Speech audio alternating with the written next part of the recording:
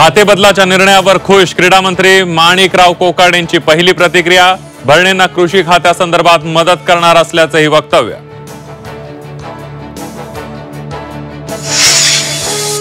माणिकराव कोकाटेंविरोधात तक्रारींमुळे खाते बदलाचा निर्णय यापुढे असं वर्तन खपून घेणार नाही, मुख्यमंत्री देवेंद्र फडणवीस यांनी ठणकावलं।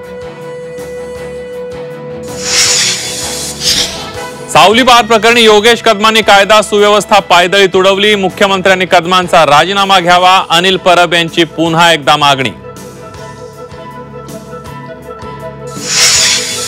शिवसेना पक्ष चिन्ह प्रकरणी तत्काळ सुनावणी नाही, सुप्रीम कोर्टाचा उद्धव ठाकरेंना धक्का, कोर्टाकडून सुनावणीची तारीख लांबणीवर।